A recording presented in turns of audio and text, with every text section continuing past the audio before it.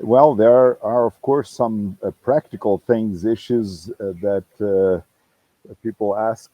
I mean, a lot of difficult issues in the book of Romans and the letter Yeah. to the Romans, and we won't be able to touch on all of them. But talking to Jonathan today, we were preparing for our interview here, and he asked one of the main questions in Romans, which comes from chapter 7. Is Paul talking about himself or about Israel, or what is the issue there? I know I have the somebody asked me about that recently.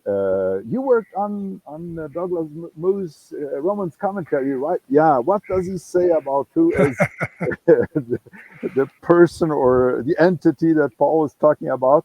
And I found the final paragraph here, but I won't read it because I mean you are here in person. Why not let you talk about it?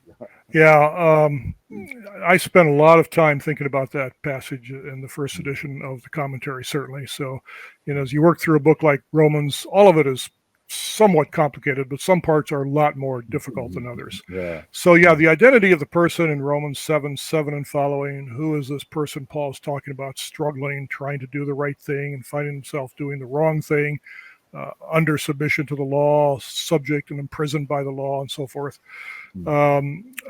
Good theologians and biblical scholars have come down on different sides. So that's the first thing one has to acknowledge. There are really good people who have written very strongly and persuasively on all sides of the issue. I became persuaded and remain persuaded that Paul is talking about his own life under the law in solidarity with the people of Israel.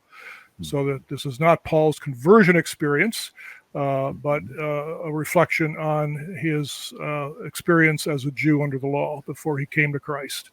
And that's a view that is probably not the most popular one among most of my theological comrades. I'm sort of put myself in kind of a Reformed Baptist category, but generally Reformed. And on the whole, people from the Reformation tradition have thought this is Paul himself. Paul is a Christian speaking. So I kind of put myself at odds with a lot of my friends and colleagues here, but still stubbornly convinced I'm right.